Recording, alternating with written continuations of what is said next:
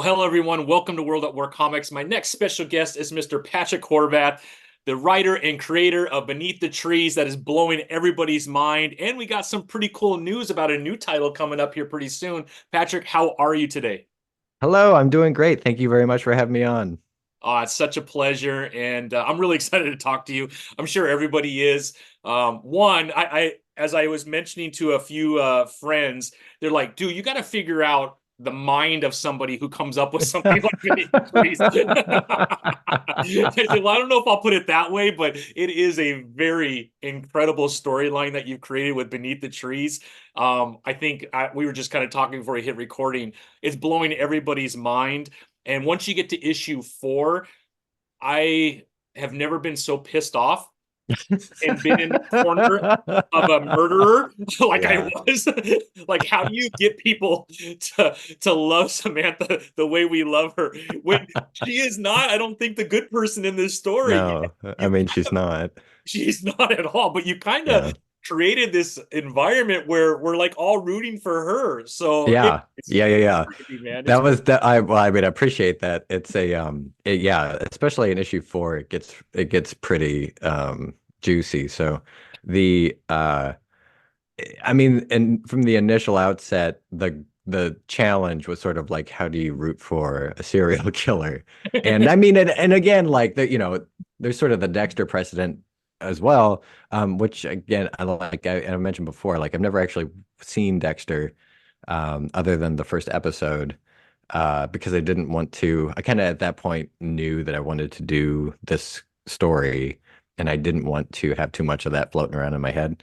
Um, anyway, but yeah, I mean, on a lot of it kind of came back to Hitchcock's Psycho, where you have, the murder, and then he's like trying to hide the body in the trunk of the car that's sinking, and then it doesn't quite sink, and like a lot of the audience tends to go like, "Oh no!" like what's he gonna do? And then it starts sinking. You're like, "Oh, phew!" And you're like, "Why? Why is that? How is that?" you know, reaction happening right now. This should not be the reaction that you have. And then there is something about like following along in the investment you have with, you know, any main character, but then to have that main character be a psychopath is sort of it's an interesting element that I feel like brings into question a lot of stuff. And that was a big goal with it. Yeah, well, congratulations. That worked Thank you. I because appreciate that. it's certainly happening. So, Patrick, let's go back. Like, when did this story come about? And what was the inspiration for such a story like that? That's kind of a weird thing to ask, right?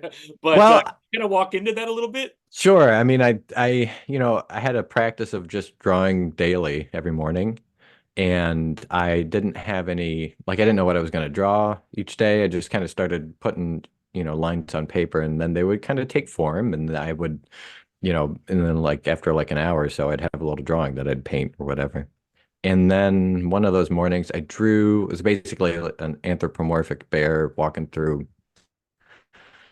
like a nice little like forest setting or whatever, with an axe on its shoulders, like all bloody, and it was apparently like wearing like a pair of overalls.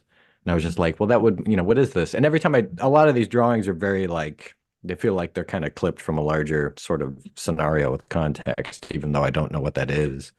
But they sort of invite you to kind of figure out what it might be. And I just pretty quickly thought about like, it'd be funny if there was somebody like this in like in something like a Richard Scarry busy town, and they were a serial killer, and but everybody thought they were just like an upstanding member of the community. And they were just but had been hiding in plain sight for, a long time. And I was like, well, that would be funny. And then not long after that, it was sort of, the idea came of like, if you had another killer that kind of messed up their sweet deal, like that would be funny. And then it would be like, it would take a killer to catch a killer sort of thing, or like to be able to figure out like who amongst them was the other sort of psychopath or whatever. And then that had sort of stuck in my head for a while until I got to talking about IDW. And then, or when I spoke with them, they were like, please, send us some pitches for some projects. We've been in contact, and they liked my art, and they knew that I was a writer as well because I also write and direct independent horror stuff. And so then I gave them several pitches. This one they zeroed in on pretty quick. And then at that point, that was when I finally fleshed everything out to being what it is. And kind of gave it the arc for the whole storyline, along with the sort of, issue breaks to make it, really fun and sort of make sense. And so that's kind of like the different stages of how this finally came to be. In terms of like why, I don't know. Like I'm fascinated with serial killers and the sense of like, that I guess it's more from like the sort of the kind of psychopath mentality that and how they navigate the world, and not necessarily just in killing, but just the world at large. Like the idea of not having the ability to make emotional connections and kind of how that weird rewiring works, and then also the sort of fascination of being like, would I be a victim of a serial killer? Would I, and I mean, like in issue one of Beneath the Trees, it's very much that duck is me. Like I would be that victim. You know what I mean? Like I would probably try and help somebody out if I thought that it could, and then you're just kind of left, I don't know, just hoping this never happens. Exactly. I mean, that first issue, right? It just hooks you in. And when she's sawing that body in all these small pieces, Yeah. that's when I knew, okay, we're we're about to be blown away by this title because that got dark like very quick. Because it does. Yeah. Yeah. You're kind Yeah. of in a Winnie the Pooh kind of environment, and then all of a sudden you're like, "What the hell am I reading, man?" This Yeah, is I very much wanted it to be like I wanted the violence to be pretty grounded for as like cutesy and everything as it was, because it felt like it that that sort of adorable quality would balance out the sort of hard violence, and it does. I mean, I feel like it works. yeah. Striking that tone was interesting, but it wasn't that hard. Like kind of once I figured out what it could be, it's sort of just the recipe consists of like cute and fun, but also dark and upsetting, and it needs to have all those parts to it. But I mean, it seems to be working out so far. Think so. I think it's working out so far. Now, like as far as your background, I mean, I feel like you have a pretty decent understanding of the psychology too. I think we've all been enthralled with Netflix with some of the shows that they've had on with serial killers. I Sure. also do not miss like either a movie or some sort of a series about a serial killer. I think it's enthralling to understand how a human could get to that point where they can divorce themselves from the emotion of doing those type of acts, and then how they could kind of carry it out for such a long time and hide it. And then usually there's some kind of a mistake that's made that's how they kind of get caught because they get a little lazy because they're so good at it, maybe. I don't know, Sure. like all these things going on in your head as you're writing that, because there's a lot of psychology that you can look at in your title, specifically with Samantha, and then all the other characters within that town and the story itself. I don't know if that's something that you've been thinking about as well. I mean, when I was putting it together, I definitely came up with a profile for Samantha that I have in my head, at least, that is responsible for, kind of how she moves through the world. And it's sort of a combination of that weird, her brain sort of inability to have that emotional connection, but she's pretty smart and kind of, and she is a couple steps ahead of everybody in town, and that's a big part of why she remained in Woodbrook. But then also, I think there's a definite hubris that is her vulnerability of not, maybe anticipating that something like the scenario that happens could happen, right? And and I feel like there's also her, she's not really adept at dealing with stuff that catches her off guard. So I think that's another big vulnerability that she has. But there's an innocence to the town. And it felt like that was I mean, again, it's why she kind of chose to stay. But it's something that I feel like that aspect really lays bare the horror that's happening. And it really like I wanted to make a point to let all of that, her the sort of mentality of, of just the the how could this happen here? which we see, in real life all the time with horrible things.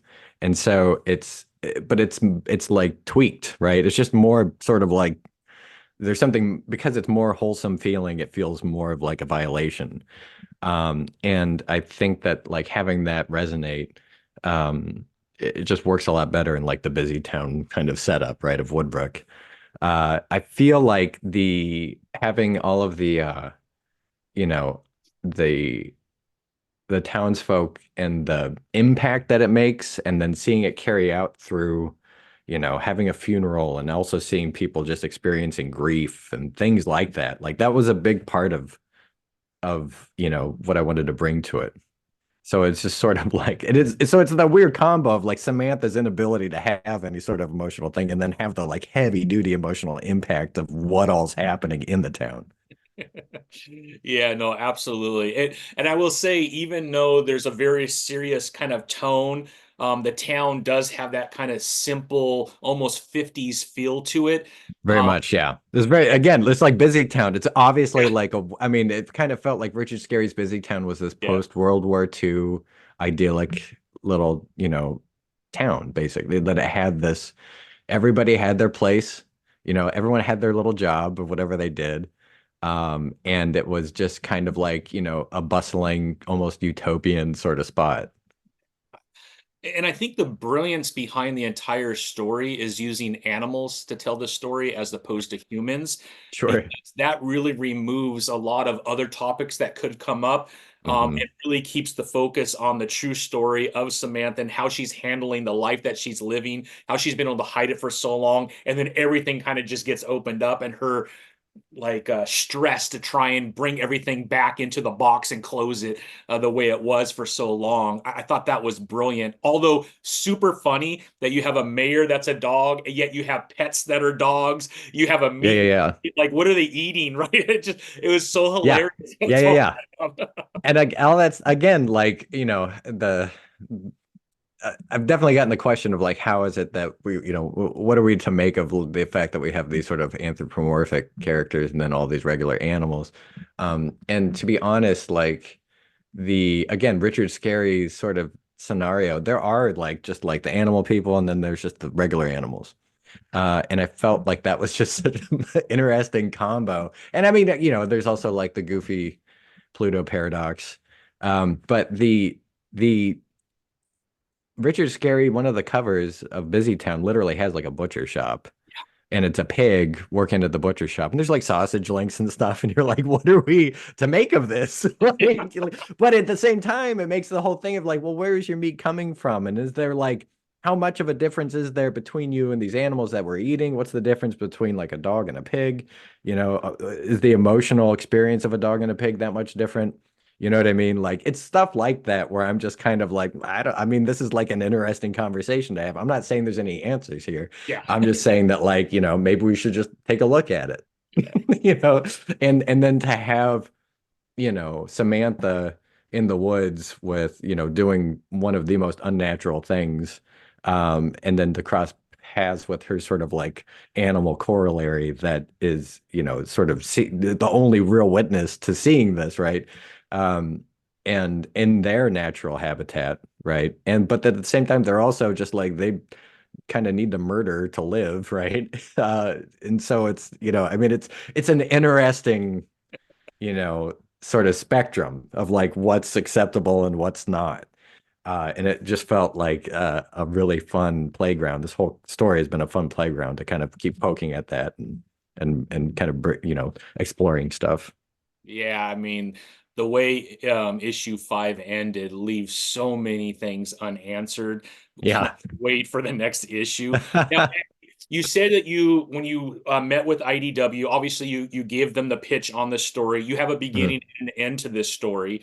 Does that mean you know how many issues are going to take place from the beginning to the end, Mhm. or is it just going to extend until you feel like the end is ready and we don't know how many issues that's going to be?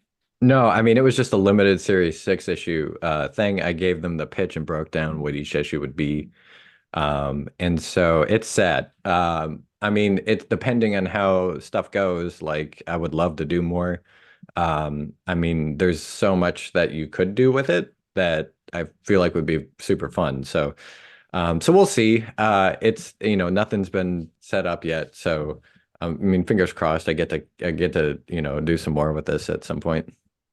Yeah, I have a feeling that you have the fan base to do Yeah, some more. I So mean, I think you're it okay. definitely feels like the folks are into it. So I I mean, think yeah. Patrick, you're going to be okay if you want to do more. Like I said, we're at WonderCon, and I mean, so many amazing people down Artist Alley that I love, right? But I will tell you, the longest line of all these people that have been doing comics for many years was Patrick Horvath. Oh wow. And it was insane, man. I mean, congratulations. I mean, well deserved. I Um, appreciate that. Thank artwork, you. the artwork is absolutely fabulous. And obviously the storytelling is absolutely fabulous. I know I was trying to do a little bit of research before we got on. I know that you had worked with W. Maxwell Prince, I believe. Hmm. Was it issue 4 of Haha? Yeah. Yeah. So I will tell you, out of all the comic book creators, the one person in my mind that I would say, he reminds me a little bit of this person was W. Maxwell. Because he also, right, has exploded into the comic book world with Yeah. Ice Cream Man, with all Hmm. these short stories that just grab you and make you think.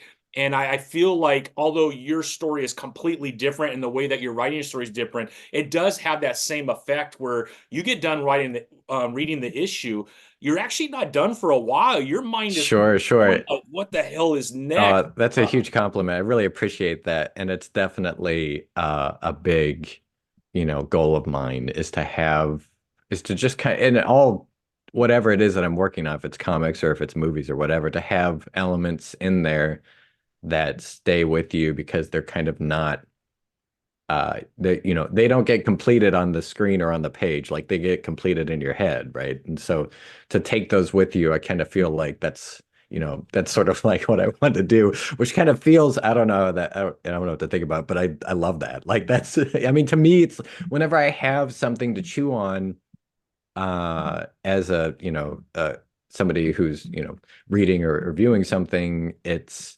to me that's what some of the most valuable stuff is in whatever kind of art that I'm looking at. I feel like the ones where it's a fun ride, but it's all sewn up nice and neat, and there's nothing to really think about it. That's fine. I tend to not. I just don't. That doesn't resonate as much with me.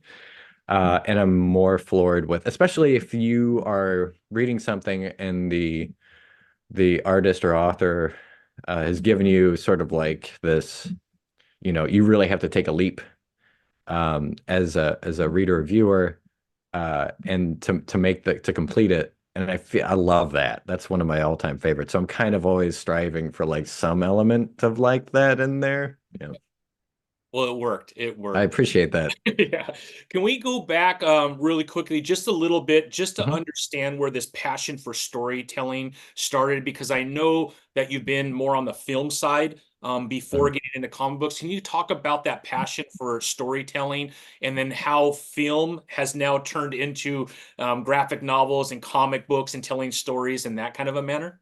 Sure. I mean, uh, growing up, I mean, I've always drawn like probably since like 4 or 5, just for fun. And then I would put together little stories of like my mom would help me make these little like, I mean, they're basically one panel per page comics.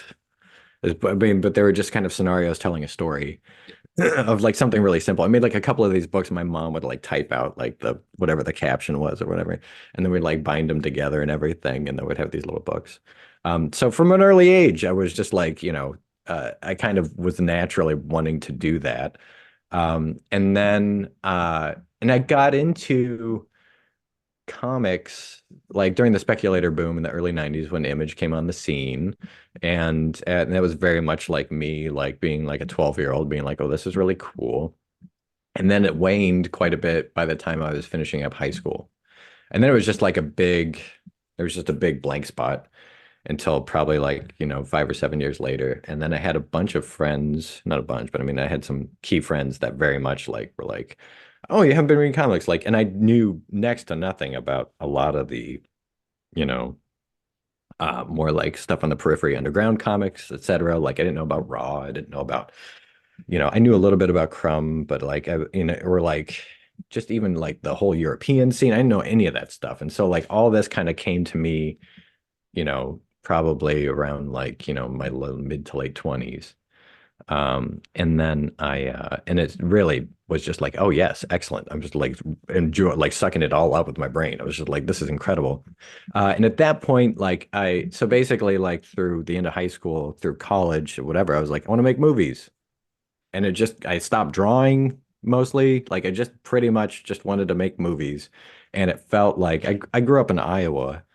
And it felt like if you were some kid from Iowa that wanted to make movies, like you're really gonna have to focus on like you can't have a lot of distractions. Like you kind of have to pour yourself into this and figure your way into this because I had no connection to anybody.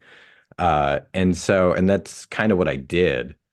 And so I ended up in LA and then at that point had made a couple of little features and then was in between projects. And so I guess it's just like I also spent like a ton of time growing up with the TV or like some aspect of like video games or whatever, but it was very much like just like devouring stories, right? And especially with a bend towards fun genre stuff. And so, kind of put all that together. I was in between projects here in LA and I was sort of lamenting the amount of time it takes to do all of that and wanting to just kind of scratch that creative itch. And I was like, oh, I maybe I'll start watercoloring again. I don't, like it had been a long time. And so I started doing that. And so for probably like, I don't know, maybe like good 6, 7 years of just getting heavy into that and just drawing like every day, a bunch. And I finally kind of, and halfway around that period of like those 7 years, where I was like, I bet I could do comics. I mean, I should really think about doing comics because that would be a low entry point way of telling all these stories that I want to do. So I guess it's interesting. Like I don't exactly I can't put my finger on what the compulsion is to want to tell stories necessarily. I only know that like I find things very interesting for various reasons and then want to incorporate them into some sort of narrative that kind of explores the interesting facets of it. Um, and it's not I don't necessarily have an agenda per se other than to explore that fascination, and go from there. But I guess in a rambling nutshell, that's kind of like what was sort of like roiling around in my brain since I was a kid. I mean, that's awesome. And you know, I've been reading comic books since the late 80s. I love comic books, have, my whole life. But I will tell you the last maybe 15 years, most of my money is being spent more on the indie side of comic books. And it's Sure, really stories like Beneath the Trees that has really captured me on the indie side because there's really no rules or guardrails as to the stories that can be told. And I think we're getting some of the sure. most amazing stories. Now, don't get me wrong, I'm a huge Green Lantern fan, Right, Batman, right, right. Spider-Man. But man, the stories that are being told on the indie side are just absolutely incredible. And I think the indie side was made for folks like you, Patrick, to be able to tell these kind of stories. And I think we're very fortunate to have them. Sure. I mean, I appreciate that. And I feel like getting into I mean, that was kind of my big awakening when I was getting out of college and friends were handing me books to read. And it was even the, stuff that was coming through Vertigo. I mean, especially like stuff that was coming through Vertigo. So it's still, it was still in that world of DC, but it was like off the beaten path, right? And I didn't know that had existed, or just the interesting stuff that was being done in that. But like you said, like I was also starting to look at manga and European comics from France and Belgium, and it was just that was just like blowing my mind. I was like, it could be anything, like or any of the underground stuff. I mean, like Daniel Klaus was a huge one. Yeah, Um, he's amazing. the and it was just like and Black Hole, and it was just the books like that was just kind of like, okay, we can kind of do whatever we want. We can do whatever we want. Like it was just you can get as weird as you want with it. And I think that, and I've always kind of had that weird compulsion, that that of being weird, it's just of just the kind of, I don't know, part of the reason why I just gravitate towards genre stuff so much is that you get to explore kind of whatever. Um, and in doing so feels like you get at some facet of, of the humanity in a weird way. And but I mean, like that's the thing is that like a lot of being human is weird. Like it feels like because Sure. it's very much, at odds with what quote unquote normal stuff is. Yeah. And so yeah, it's the perfect arena for me to kind of work in. I love it. I hope I get to do a bunch more. And I still, would love to do more live action filmmaking. I would love to do animated projects. Um, I kind of have a lot of stuff that I would like to do and explore. I don't know how much time I will have to do all of that because I mean it's funny because you look at like I mean I want to do more books. Yeah. I enjoyed it and it seems like it's working out okay. Yeah. But it's definitely time intensive and it's one of those things where it's like, well, how many books do I have that I Yeah. can do? You know what I mean? Like how much time do I have to do these books? How many, like literally, like how much time would I have to make these books? How many books can I make? Yeah. So it's an interesting situation. Yeah, for sure. I mean, I think that's a great segue into crowdfunding because like you said, the indie side has opened up the ability to tell all these unique stories. But really, you don't even have to go through some of the larger independent publishers. You could crowdfund and publish yourself, which Mm. brings us to Zoop, which has been Yeah, an yeah. amazing brand new platform of crowdfunding. And they have a very unique way of handling the crowdfunding from a Hmm. creator perspective because they could really relieve the creator from a lot of the stuff that just takes a lot of time, like fulfillment and everything else after Yeah. the crowdfunding's over. So I had Jordan on the podcast and we had a blast talking about Zoop. I think Zoop is exploding right now on the stage. There's been a lot of amazing crowdfunding platforms. Hmm. I think Zoop is doing something that's very unique.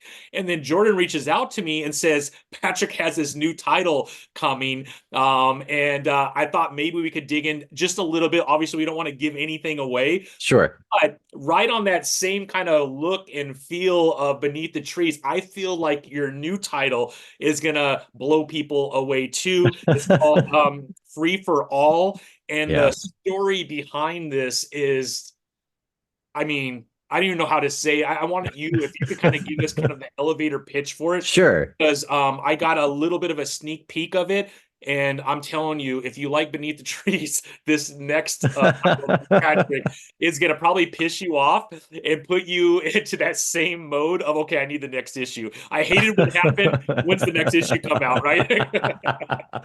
Well, so yeah, Free for All was a project that had been going around my head for a while, since like 2016. But the elevator pitch is so it's set not too far in the future, but far enough ahead, like we've kind of gotten ourselves on track in sort of solving a lot of the ills of modern society. Imagine a sort of scenario of like almost Star Trek world where it's like money's not an issue anymore. Everything has essentially been subsidized by a world federation league where they're basically the cost of living, et cetera, is just all taken care of, right? Education, housing, food, like all these things, medical care, mental and physical, like it's all, you don't have to pay to exist, right? And as a result, like society is thriving, like globally. And the way that they fund this is from this global welfare fund that's, basically from, lottery that's held. And then from the lottery, anyone who's over a certain threshold financially is put into the pool. If you're picked, you have to donate half of your funds to this global welfare fund. And then that's what's used to subsidize all this stuff. You do not have to, it's totally voluntary. You do not have to actually donate. And but if you don't want to, you have to fight to the death Voluntary. for it. Yeah. Yeah, yeah, exactly. So if you don't donate, you have to fight to the death to keep it. That's so crazy, man. And so, and again, so that's the setup. Yeah. It was, I ended up coming up with it around 2016, 2017, and I probably wrote and I mean, I wrote it around them, finished drawing around like 2019. And initially, like just put it out in 2020 as just like a free thing to download for anybody that wanted to check it out. All digital. Never had any. I mean, it's awesome how you can just put stuff out digitally, and that was the big reason why I did it. I just wanted to create something that was kind of, not quite a graphic novel, but like sort of graphic novella that would show that I could put together sequential art. A bit of a, just an example of sort of current work at the time. And that just felt like a really fun venue to do it. I was definitely, I still am sort of upset with the amount of inequity in the world, and it felt like this would be a sort of fun, cynical way to explore it. I would say fun cynical is really good words to put. But yeah, it's absolutely amazing, man. You have all these very wealthy people, and they have like a certain amount of time to either give 50% of their net worth, Yeah. or they'll either be forced to fight to the death, or they could just say, Hmm. I'm not giving up my money. I'm willing to go and be a gladiator for a day and we'll see what happens, right? And I Hmm. just think that is hilarious in the most like evil way. Yeah. It's so crazy. And if we ever go to this, I think you're gonna have a lot of very wealthy people coming after you, Patrick. So just be Well, I mean, it's one of those things where like, you know, the you a lot of the problems that we've got going on in the world, like even the internal just like within countries, the sort of fighting is really over just crumbs compared to what the very few super wealthy people of the world own. And it just kind of feels like a lot of the issues that we have would probably be solved I think so. by removing those stressors of just like the desperate sort of situation of dealing with these, whatever the thing is. Usually it has to do with money. Yeah. And so it just kind of felt like, it's almost like an eat the rich kind of an idea. Yeah. But at the same time, like it's bad. Like we should not be like forcing people to fight in gladiator style, scenarios. But at the same time, like Yeah. it just kind of felt like a very, kind of cathartic reaction to what I kind of felt was happening towards the end of the 2010s and still is. And it just felt like a fun way to explore that. Yeah, I agree. And I feel like you said, on one hand, we shouldn't be forcing people to fight to the death as to whether they're willing to give up their wealth. But on the other side, probably a person who's dying of cancer because they can't afford the proper drugs to survive also Right. shouldn't be happening either. So I think the story is going to make you think, no matter what side of the political spectrum you're on, if you're going to read this story, I think you're going to have to start to think about these things in a little bit deeper way. And I think that's a good thing at the end of the day, Yeah. whatever your beliefs are. I still think causing people to think about these kind of things is probably what needs to happen. And I think this title might do that. I don't know if a billionaire is going to pick up this comic and be changed by it. I doubt it, but I think it's going to create a lot of conversation for sure. And I don't think that's a bad thing at all. Yeah. I mean, yeah. I mean, I think in a nutshell, you just landed on it. Like, I mean, I mean, it is all in fun and it is kind of, and it very much, there is a contingent of people that throughout the world of this comic that understand that the violence involved is bad. Like, and, and there's protesting, etc. Yeah. That kind of shows up throughout. But it is also like the idea of just like, if we, you take the murder out of it, if everybody did have this, sort of ability to just kind of, universal basic income and then, it's almost to the point where just money's abolished, right? And then again, like sort of the Star Trek, kind of scenario of what Right. Earth and Star Trek was. And so like if you can get to that point, it's the amount of like good that would come out of all of that would just be incredible, I think. And it's just a lot of the stuff that kind of holds us back feels like it's, rooted in that, whatever. Yeah, yeah. Now, is this story going to be like a one shot, or is this going to Hmm. be a series that you put out? No, it's totally just a one shot. Okay. Like I mentioned, it was just like totally just wanted to do this this, kind of small scenario. It gets into, I don't know how far the preview pages go that you receive, but it gets into uh, specific story within this that's sort of tied to Ted Brooks. And then also his ex-wife Luella Dominguez, and you know their split as both partners and lovers, and then how they face off for a confrontation in this arena. And it also gets at the idea of like, capitalism and love and how the two are sort of opposed. Yeah. And so it basically susses out that confrontation. It again, the world is I could do a lot with the world of it that I sort of put together, which would be fun. Yeah. But as of now, like I don't have any plans to do more with it. Yeah, yeah. Well, it sounds like it's going to be another one of those titles, Patrick, that are right up there with Beneath the Trees, where if anything, it's going to make you think. It's probably going to tug on your emotions a little bit, good, bad, or indifferent. But all of it makes for, I think, an amazing story. So it is going to drop on Zoop. So Mhm. I don't think we have the release date yet, but I'll put the link below. That way people could go and they could just type in their email address and get notified when it does go live, uh, Yeah. which will That's the be best way to go for sure. And then, I mean, I think there are plans for this to go live at the beginning of May. So it'll okay. be a couple weeks. And then we'll have all of our incentives and everything listed up for that. Definitely going to be some incentives of some original art, as well as some, doing like signatures and remarks, and then also some other sort of like smaller commissions. So there's definitely some we're gonna and also maybe some exclusive Beneath the Trees variants signed that'll be available as well that are like some from they can get from conventions and also like a couple exclusives. Possibly we're seeing what we can put together. So and again it'll be like larger sort of incentives and then also like even smaller ones for people that are looking to grab something that might be fun. Yeah, that sounds awesome.